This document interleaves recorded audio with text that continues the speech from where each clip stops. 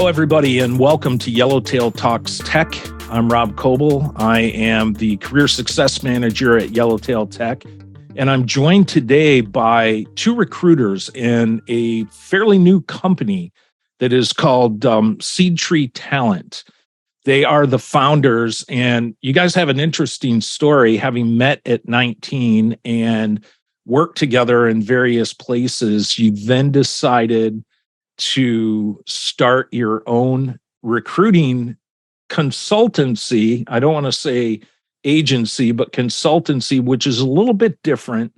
And I'm going to let you kind of introduce that before we get going. But I want everybody to join me in thanking Camila Castellani and Bettina Liporazzi to joining us today on Yellowtail Talks Tech. How are y'all doing?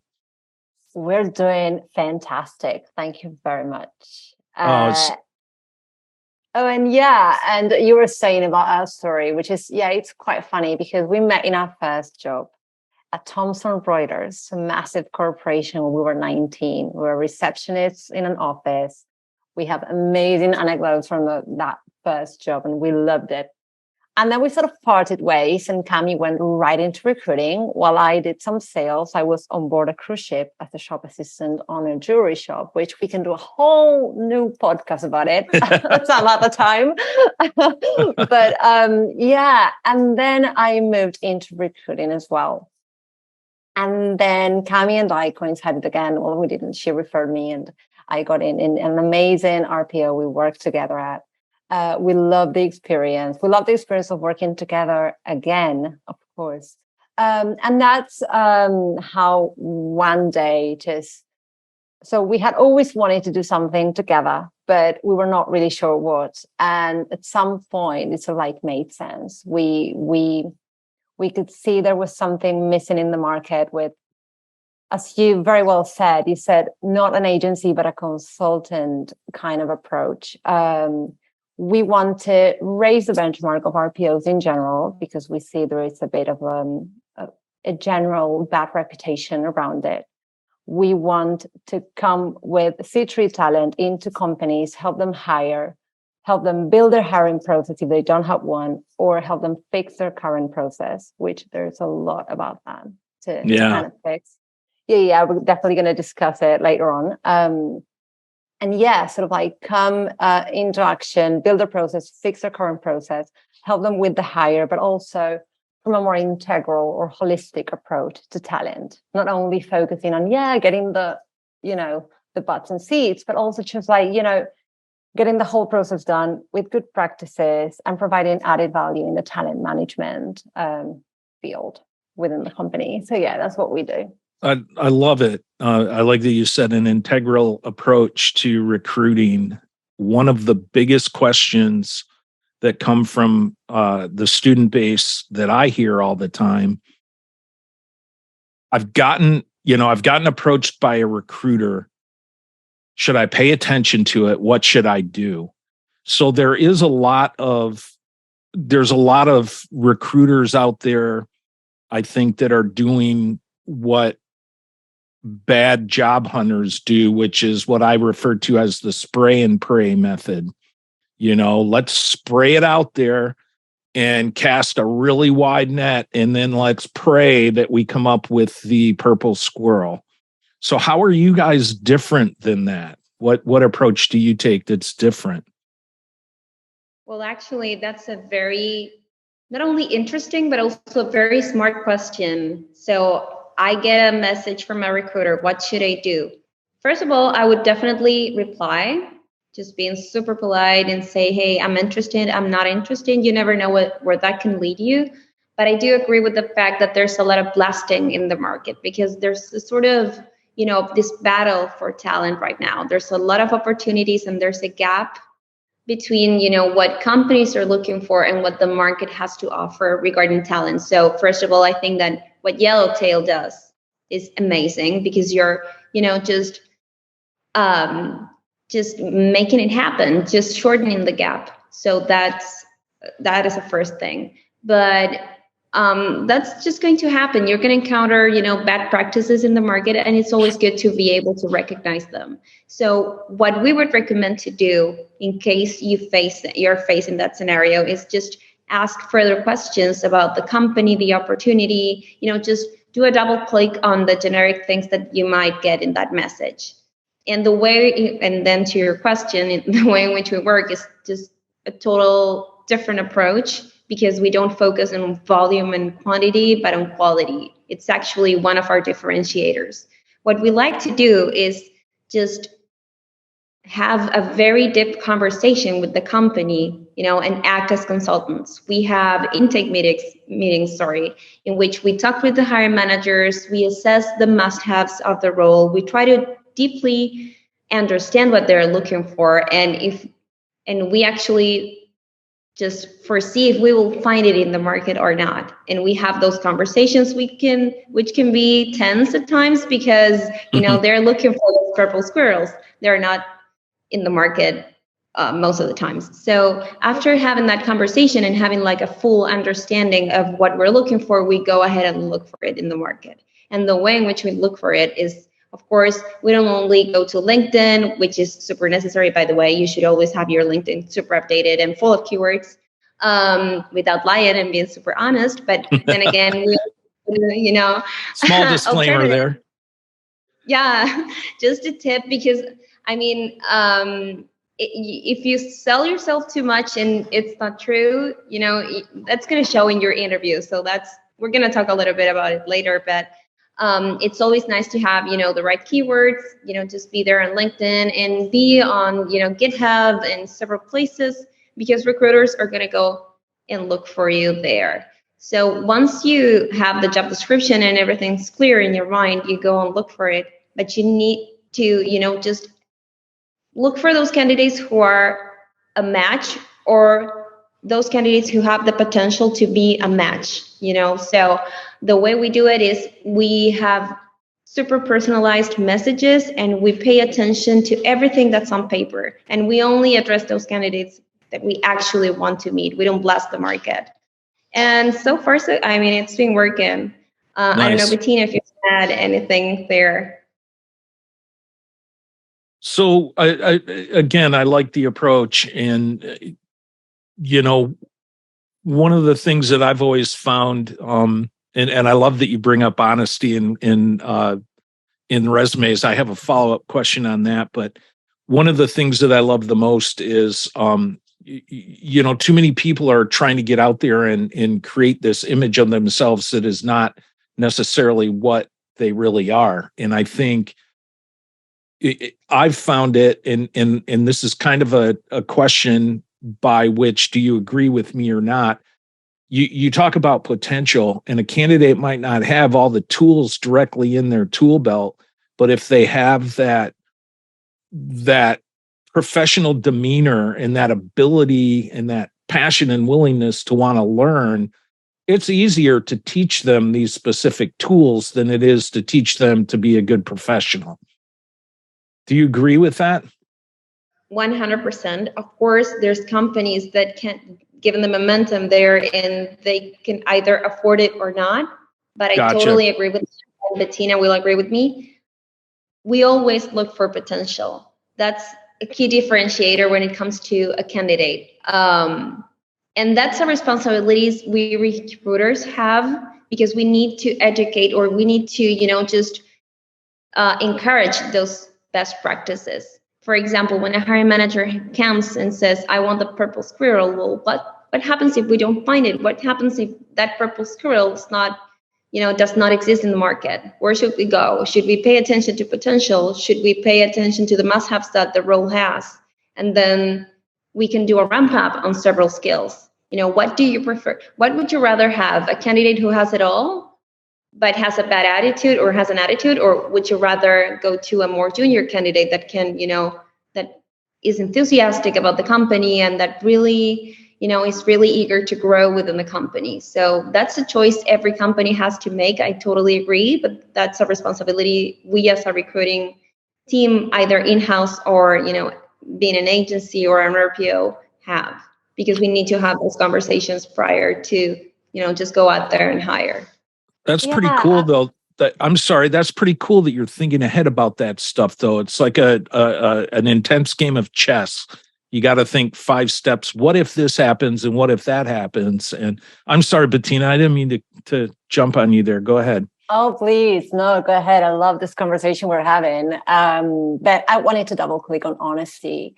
And that's very important, regardless of everything we're discussing about potential and about, we know you can do the job, but then just be honest about it. Do not ever lie on your resume. Do not ever lie on an interview, because eventually it's going to show. Yeah. Eventually it's going to show. I once interviewed a person. I'm not going to say where. I'm not going to say for what position. I'm going to say where they were, so that it can be anyone in the world. And they said they spoke English and Portuguese. So their native language was Spanish. And they say they could speak English and Portuguese. And when the interview started, we needed someone who could speak English, and ideally some more languages, of course. And she was a bit struggling with English. So I said, how about we turn to Portuguese? I can speak Portuguese. We can keep a conversation. And that was even worse. And I honestly thought I was helping them to sort of like give a good interview, because English was necessary, but not language would be great. And that just ruined it for them. And I thought I was helping them. So you never, ever lie on a resume. Yeah. Just everything that you have on your resume, you have to be able to support it. And if you get caught, in that lie, you lose all credibility moving forward. Everybody's going to think that everything that comes out of your mouth is a lie. So, you said that, and that was going to be my follow-up question. And again, you could tell me if I'm right or wrong.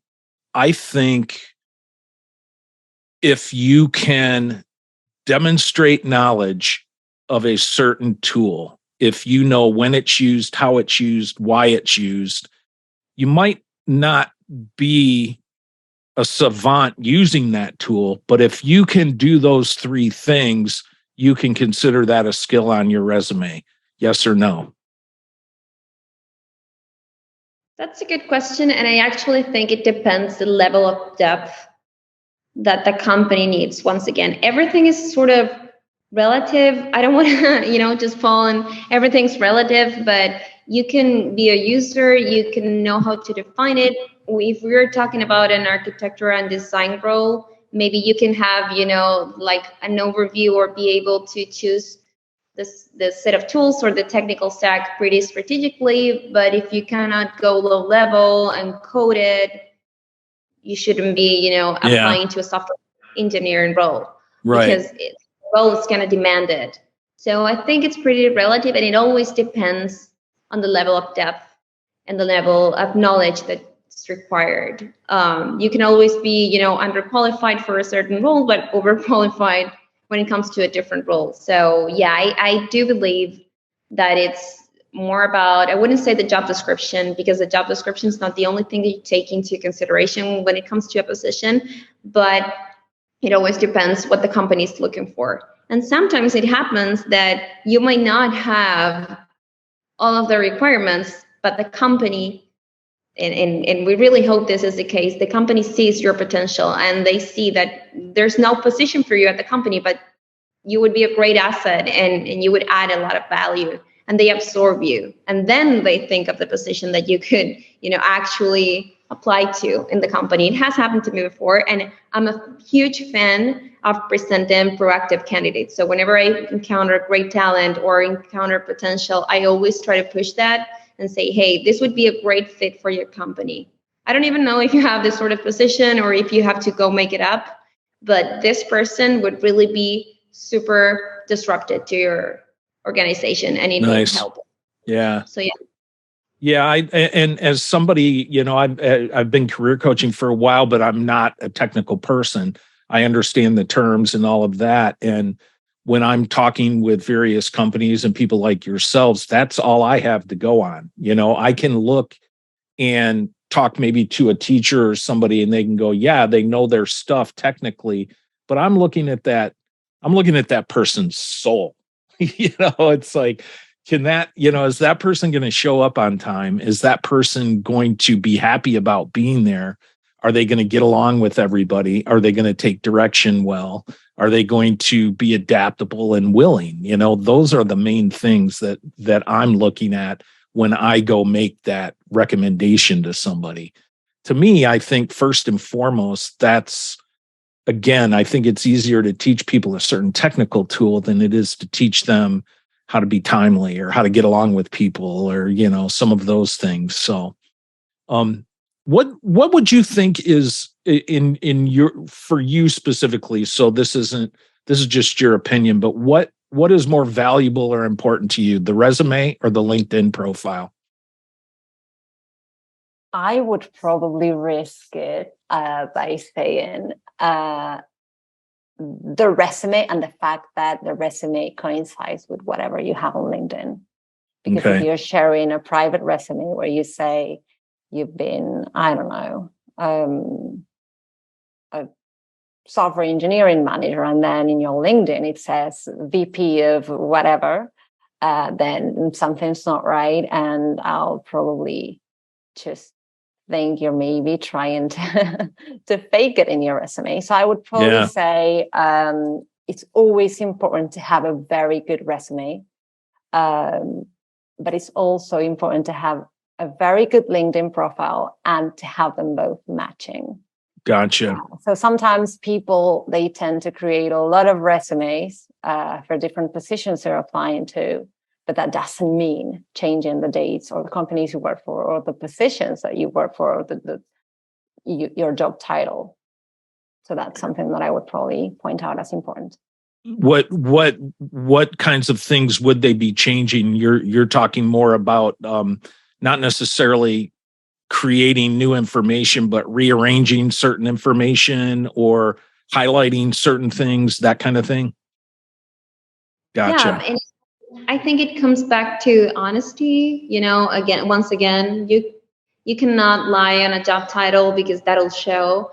And to your previous question, I wanted to add that LinkedIn might be your entrance, to a job opportunity because, recruiters still tend to look for candidates on LinkedIn.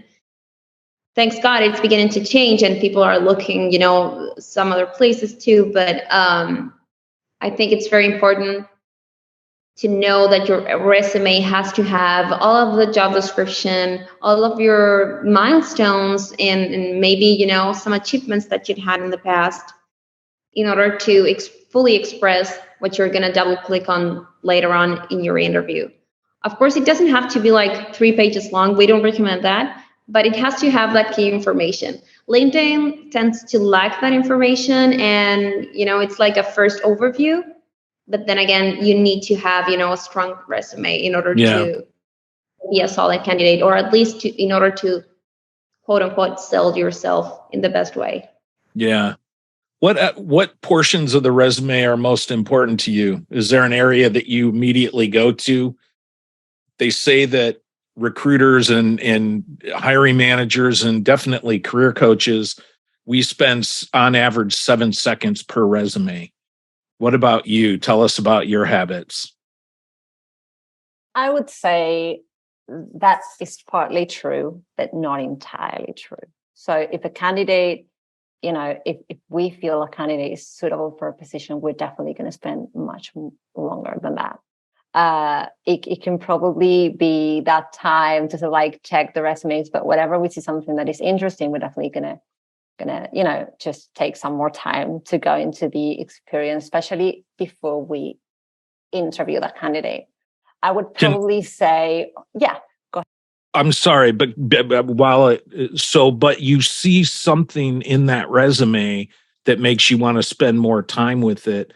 What can students do to make that pop off the page for you to see it? So, for instance, the reason I ask, if I look at a resume and it's not neat and tidy, then I immediately discard it. So if it's neat and tidy, then I go down and kind of make sure all the sections are there. But is there one thing or something that really reaches out to you? I mean, is it okay, that's the skill I'm looking for, or, oh, this is the amount of experience I'm looking for? Yep, I would say job title and keywords. That's what you'll find like in the average recruiter. Those 7 seconds that you mentioned, yeah, are crucial. I would first go at that. Of course, it has to be the format and the visual of it is the first thing you can take a glimpse of. But once you pass that, the keywords and the technical stack that you're looking for are key. Then I start like scanning around. I read the about or the bio, but the first thing I look for in a candidate is the job description, which has to be solid, and the job title. I don't care that much lately about the academic background because I do believe in diversity. There's a lot of people who started, just maybe they have a bachelor in arts and they ended up being, an investigator or a recruiter or maybe a software engineer. So I don't focus on that, but I do read, for example, I'm a big fan of bios, or I don't know what you call them, bios. Mm-hmm. Yeah, bios. Yeah, kind of like what we refer to as like the summary section at the top, kind of your pitch. Yeah, your pitch. So something I do care about a lot, but this is just me, is if I see something I'm not looking, for, the super elevator speech, but if I do see something that's super generic saying like, hey, I'm proactive and eager to learn, that's like, it throws me off. It's like, I don't even want to keep on reading because it's like you took this out of Google and you copy pasted it in. That's never good for you. That's, it's, I don't think that works, or I would rather not have a bio in that case, if that makes sense. Be sincere. Yeah, and also never forget the dates where you worked at each company. And again, going back to making sure they coincide with the ones you've got on LinkedIn. Yeah. Can't stress that enough. I totally agree. And, you were mentioning keywords a couple of times when, most of the searches I think that are done through LinkedIn and probably even on automated tracking systems and whatnot are pulling from that skills section. So, I'm always asking my students to be really thorough, especially in that skills section. Do you like to see those skills reiterated in the bullet points of the work experience, or what kind of information are you looking for there? I mean, the technical stack and the skills that a candidate may have, if they're bulleted and, just listed in bullet points, it does help the visual, but I'm also interested, and this is just myself, in getting to know the scope of work that the person had. Because especially in startups, in today's world, you might, have a job title, but you end up doing like 1,000 different things. And that's always interesting. So whenever you're exceeding your scope and you're being successful at it, I'm going to be interested. I'm going to say, I want to meet this candidate because I want to know how they made it and actually ask for advice because we're wearing so many hats right now that we're founders that how are you doing and how do you deal with it? There's a lot of entrepreneurs, in startups, and we're definitely interested in getting to know them. And I think that a job description can easily show that when it comes to, just being detailed about and assertive about your scope of work. Yeah. Does previous non-related work experience mean anything to you on resumes?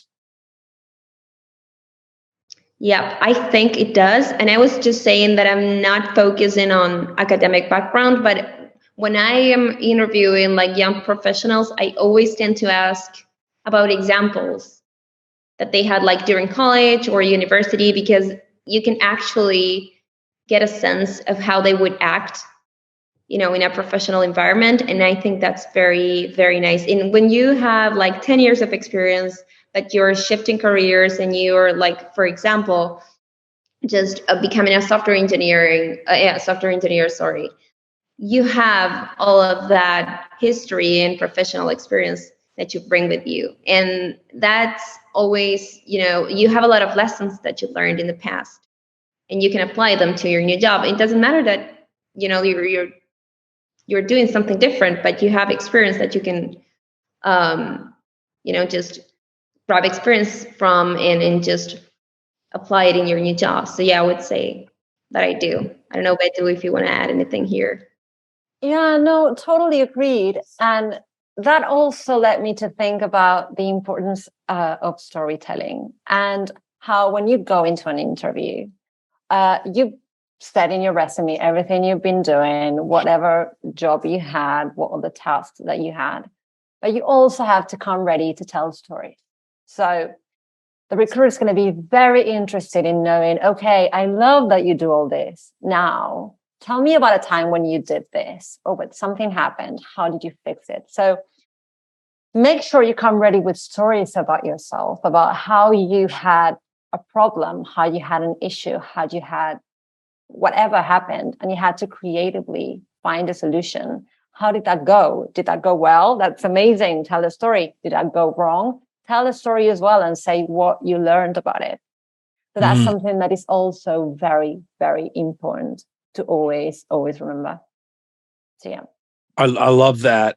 I think one of the issues that people that are new to tech have is, sitting down and using their hands with the particular tools is a lot easier for them to be able to explain what they did, or to explain what Ansible does, or something like that. And that's one of the things, here at Yellowtail, we do 3 mock interviews where we try to give them the opportunity to work that out. I don't know. Sometimes you do something so many times that you like, if I had to explain driving, it's like, I just do it, right? I've been doing it forever. I never think about it. I just hop in the car and go. Now, try to explain that to somebody, well, I'm sure I'm going to leave a lot of steps out. So it is hard sometimes, but I think preparation is the key. Think about this stuff beforehand, and especially with the interview questions, they're all out there, and they're probably not going to change a whole lot, and they're probably just going to be asked in different contexts and whatnot, right? Yeah, and always be ready to support whatever you're saying about your experience, about anything, with an experience, with a story that backs it up. Like that's very, very important. And in fact, we're on Instagram too, and we were today going to post something about interview preparation, which is also key. Some people are like, why do I need to get ready for an interview? I mean, it's going to be talking about myself. I know what I did. I know my life by heart. Like I could just tell it to anybody. Yeah, don't be so sure, because we recruiters love to make questions that are going to just take you by surprise and see how you're going to be able to tell that, how you're going to be, because let's face it, many candidates lie in the interviews. We recruiters know that. So we need to make sure we're not being lied, because then that's our problem. Yeah. So, that's going to happen. And preparing an interview is always very important. Even if you feel you don't need it, you do. And if you struggle with speaking with people, you get nervous, you get anxious, always practice in front of the mirror. Get a couple of stories, even you can write them down. Just write whatever you did, write it down, and then read it a couple of times. And we know the story, but it's also how you say it, how you tell that story. That, I think the act of writing something down, I'm not a note taker, but when I write something down, I rarely forget it. I think the act of writing it down really helps. Since you kind of went there with the interview preparation, what sorts of things, other than what you just mentioned, are there other things that students should do to prepare for the interview? I think that I just wanted to add something on storytelling as well, because when you're preparing for an interview, you start, with your storytelling, and you're asking yourself, okay, what I'm going to highlight, what do I have, as an added value for a company?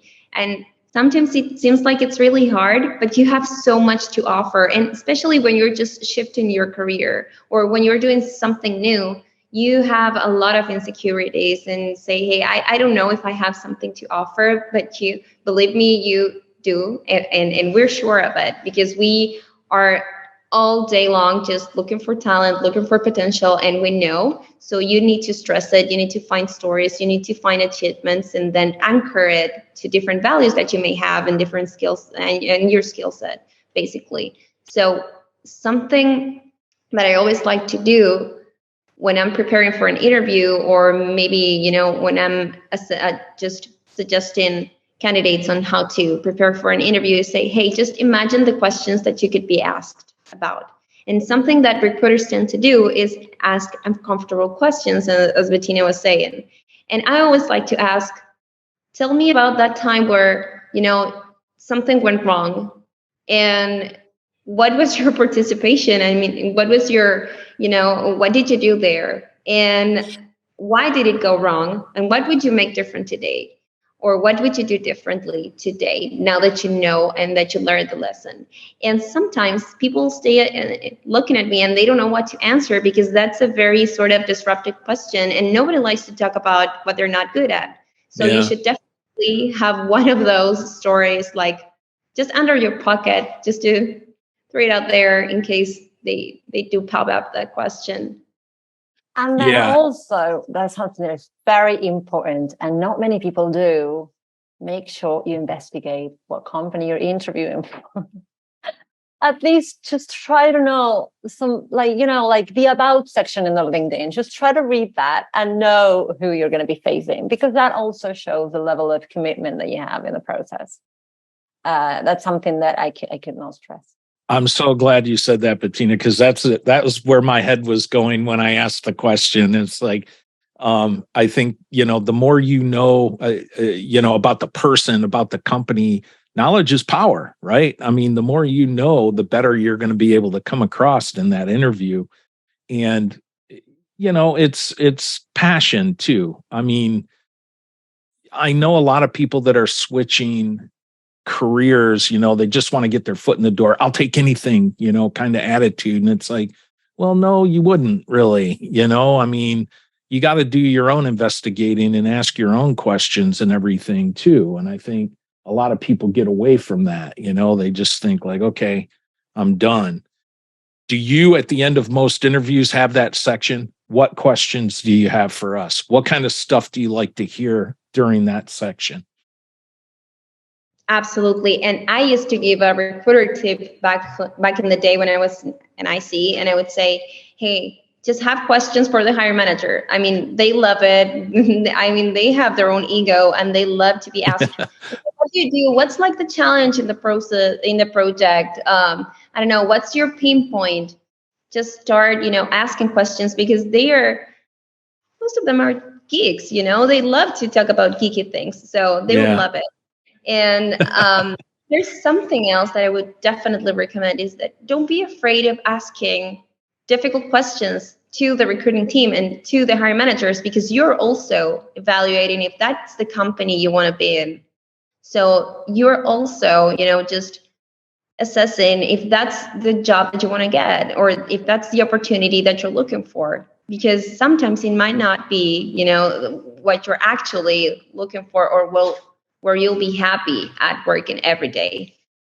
So yeah, it's a commitment from both parts, both parties, I should say. I think that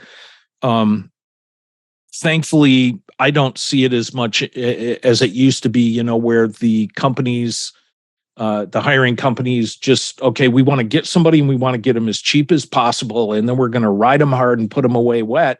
I think it's more now of a, we want to partner with our employees. And if we create a good experience for our employees, they're going to be loyal. They're going to stay with us. They're going to give us their best work. Yeah, there is a lot of work to be done on retention now more than ever. Retention is really important. And even in context of recessions or whatever, we see that still that won't, I don't think that will change again. The fact that now company and candidate have the exact same level of power in the decision, and that the candidates are much more careful about the companies they join, the mission, their hiring manager, what the team will look like. And the truth is, if a candidate joins a company without knowing all that, they could as well just leave in 3 months because they were disappointed about what they found. So it's always very important to ask, as Camila was saying, all the difficult questions. Well, not all of them, but just be careful what you ask. But yeah, just as long as they're professional and job related or company related, just go ahead and ask that, because you have the right to know where you're going into. I mean, what you're getting into, what kind of company you're going to be joining. So yeah, and also something that you said before about the passion. That's something that I'm really, really passionate about, is if you love a company, if you love their mission, if you love what they're doing, and they don't have a career site, they don't have a position for you, it doesn't matter. Just go into LinkedIn, find the recruiter, find whoever you feel is going to, pay attention to you, and just, hey, I really like the company. I really like the mission. I'm really interested in joining you all. I think I could be a great added value to the company. I know you don't have a job position yet, but you might as well do in the future. But you will. Here I am. I am. And I love what you're doing. And there's nothing, it's just the best in the world as a recruiter to find a message like that from a candidate. Yeah. Because we all want people who are going to be believing in the mission and who are going to be staying with us. That's what we want. We don't want the best candidate who's going to leave us in 2 months because they were very disappointed with whatever we're doing. We want the candidate who's going to stick with us. Yeah. That's something as well that you should do. That's awesome. In that kind of provides a really good segue for me to kind of start. Time is going so fast already, and I want to be mindful of your schedules. Networking. Now, when I first started working in tech, and a little background, I don't know if I told you guys this, but I came from the music business, and in the music business, nepotism rules. Okay, everything is who you know. It has nothing to do with what you know. It's making friends, being in the right place at the right time, all of that. So, I'm really a big believer in that it's not what you know, it's who you know. Now, in tech, I realize that's not 100% true, because there are people that are getting discovered because of their abilities, but they still have to somehow be seen by the people that can hire them. So I try to spend a lot of time trying to teach, let me back up one more time. Most schools or career success guys and gals will sit and tell you, well, you got to network. And when I first started in career coaching, that was true. Everyone was like, well, you got to network, but nobody ever told them how. Right. So I wanted to ask you, as recruiters, you're hearing from people all the time. What are good practices for students or potential job hires to have for keeping in touch with you without feeling like they're stalking you? It's like you want to stay in touch and they want to make sure you don't forget about them, but they don't want to be a nuisance. Do you have any advice for them in that area? Okay, there's two sides of the story. Well, not two sides, but actually two ways in which you can network. First of all, there is an Argentine singer that I love, and she once said, if you want to be a musician, surround yourself by musicians. And that's exactly what you have to do. If you want to be a software engineer, surround yourself by software engineers, join communities, talk to people, ask them what they're doing in the current job. What do they like the most? What do they like the least? Just, talk to people, exchange ideas, exchange insights. That's one thing that I really recommend to anybody in any industry. Now with recruiters, that's a whole different story. And so a couple of weeks ago, this candidate, he sent me a message on LinkedIn. He said, I'm looking for a job. All right, thank you. So we had a meeting. I just got to meet him. And then I said, yeah, all right. Let's stay in touch. I'll just let you know whenever we have a position that fits what you have. And a week later, he was like, okay, so where's my job? And I'm like, like he just hold on. And I just didn't take it the bad way, because I know, when people really need a job and they're desperate, I do understand that. But the best way is just saying hi to the recruiter, saying you're looking for new opportunities, explaining who you are, what you're about, and just staying in touch. But do not demand the recruiter to just give you a job just like that. That's one thing that I would highly recommend. And also, many people believe networking is just adding people on LinkedIn. And that's not networking. Amen. So just, of course, connect with recruiters out there, but just say hi. Do not just connect. Just say, what I just said, who you are, what you're about, what you're looking for, what you can bring to the table. Always send the note. Exactly. Or even a message. I mean, recruiters in general, there are many different kinds of recruiters, but recruiters in general are always going to be willing to talk to you and to learn more about you. Because even if you don't believe it, when we have an opening and we have an interview with a candidate, we are more nervous than the candidate, because we want the candidate to just, be the candidate. We just want to close that role. Makes your job a lot easier if they are, right? Absolutely. So that's another thing. Just keep that in mind. The recruiter is more nervous than you. They're more anxious than you, because they want to fill the role with someone who just nails it at the job. So just show them that you are that person. That would probably be my insight on this. I love it. I can't agree more with everything you said there.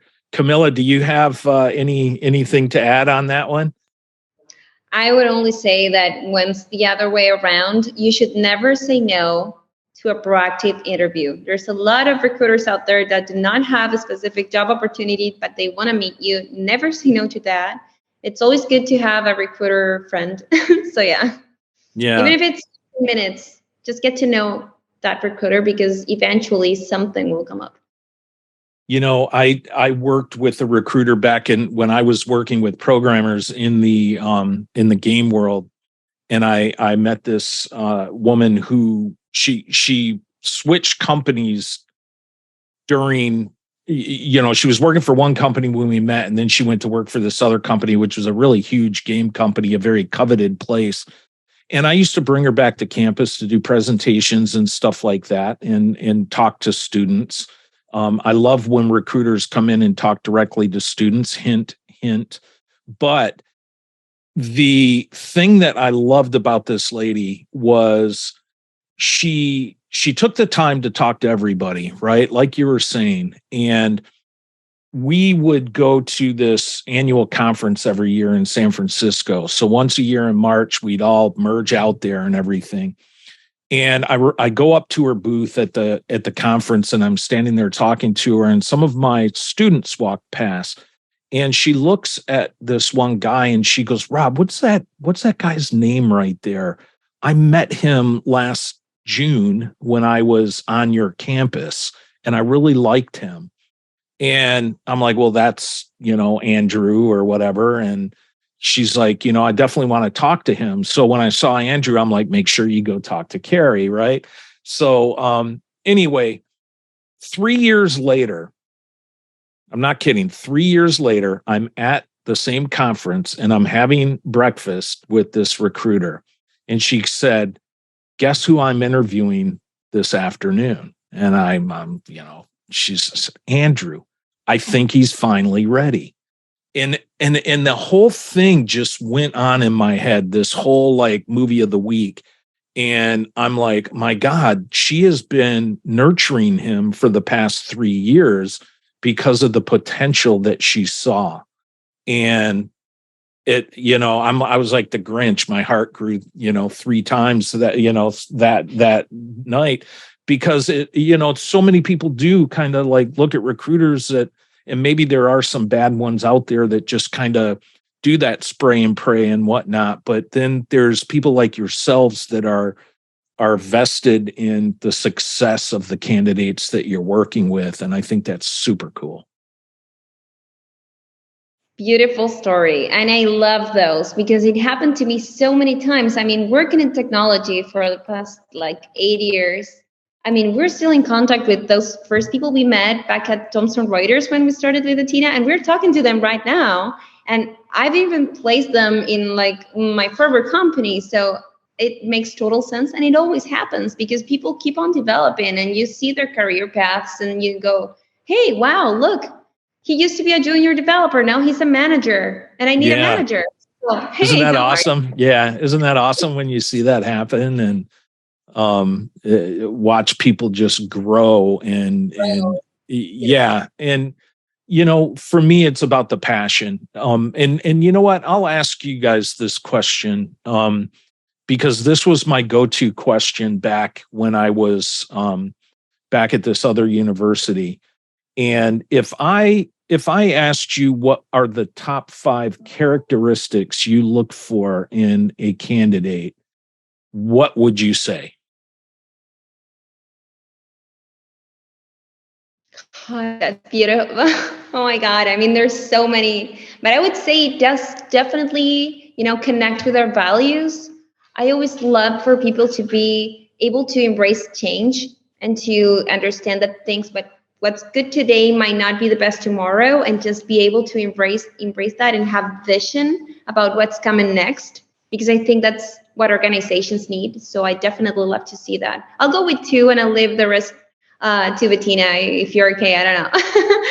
And then I love to see hard workers, you know, enthusiasm and people. I know that we all like to say go the extra mile and stuff, but actually people actually applying that to their daily lives. It's just a way of living. It's just a lifestyle. I don't think it only applies to work. You know, Bettina and I are both, or at least we believe we're hard workers, and you see it in your everyday life, not just only in your job. I think that's, you know, something that might be very fruitful in every aspect of your life, and it's very important to have that. And I love seeing that on candidates.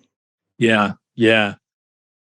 All right, Bettina, no pressure. This is a really hard question anyway, because it is true that I mean, you just cannot name a few. It's just a whole package. And for anyone out there who feels they do not, you know, fit whatever we're saying, don't get discouraged, because this is just something we're just brainstorming on. But I would probably say passion. I think passion for me is just really important. The fact that they're talking about what they do.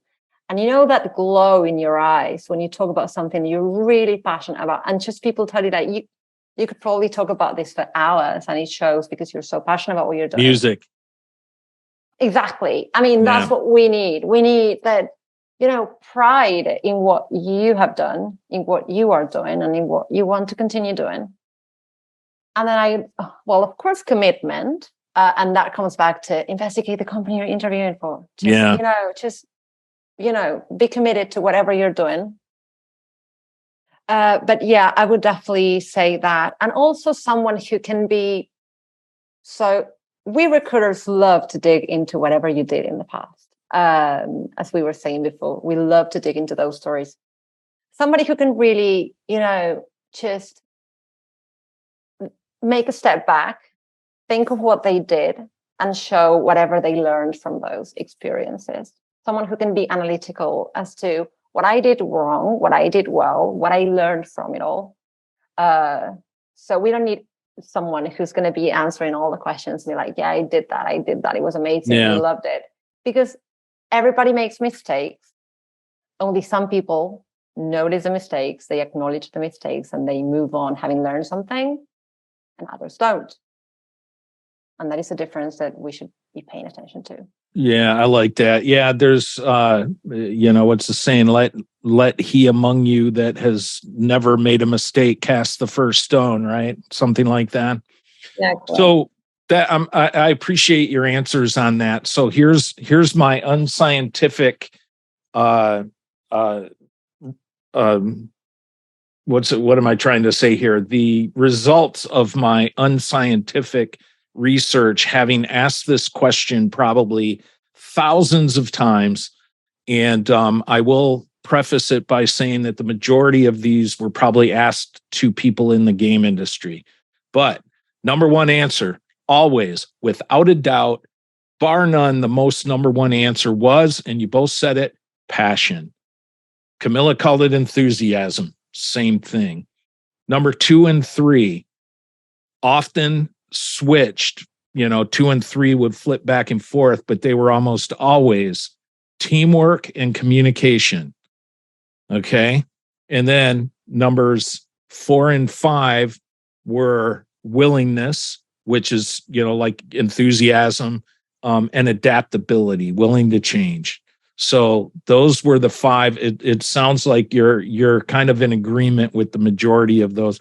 I think the teamwork and communication thing being that, some of these AAA games that are coming out right now are being made on teams of 500 people.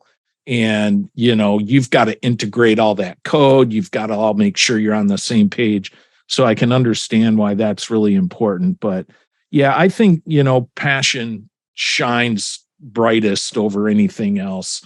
And I'll leave you one last story here, because I know we're coming up on the hour.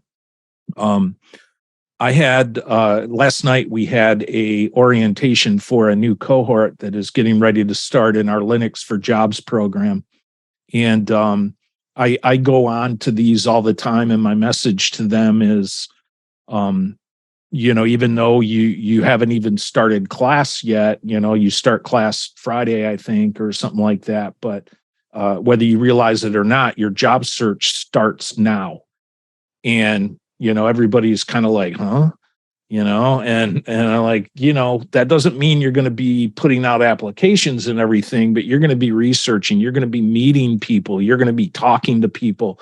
I loved what you said, and I'm dying to know who the Argentine singer was that said, if you want to be a musician, surround yourself with musicians. Who was it? Do you remember? Yeah, of course I do. In fact, it's actually a he. It's from Tambionica, which is a band that I love. They're Argentines. Okay. They're not together anymore, but I keep following this. Yeah, bummer. Yeah, no, I don't think I know them. But anyway, those are the things that you need to be doing, right? So I'm a super early riser, and I'm usually at my desk, 7 o'clock, 7:30 every morning.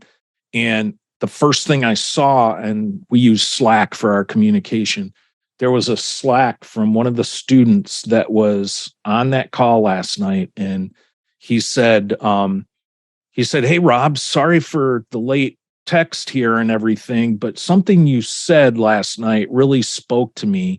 And I wanted to find out if you had some time to meet with me and tell me what I can be doing now to be ready for the job when I finish the program.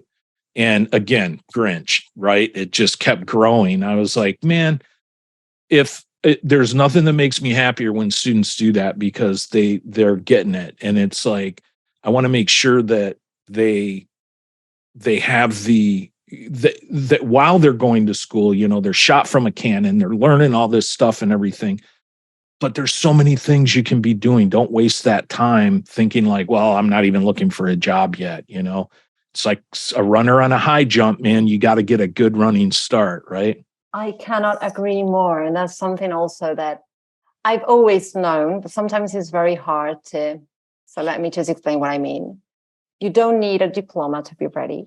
You don't need a course to be over to be ready. You don't need anything to be ready, but just being ready and just getting started. And that's something that I discovered. Well, I didn't discover, actually. I just proved it when we created SeedTree Talent. One's never going to be ready to open their own company. One never is going to be ready to. It's a big step. It's a big step. And if you wait until you're ready, then you're never going to do it. So it's amazing to see people sort of like, what can I do now to get closer to being ready, but just getting started right now. Yeah. That's it. And that's exactly what I told him. I said, brother, you're already doing it, man. Yeah. It's like just the fact that you reached out. So I cannot thank you two enough for coming on. I could easily go another hour or two here, and I don't feel like we've covered everything. So I had two more asks. Now that you've met me, you're not going to get rid of me. You have to come on and talk to students sometime. You got to let me set up something for you to do that, do a live session. And then maybe we could do a part 2 of this podcast a month or two down the line. I know you guys are have to be extremely busy getting things off the ground. Like you said, just kind of starting a new company and everything. And I know your time is valuable. So I really, truly appreciate you coming on and sharing your knowledge. Great stuff.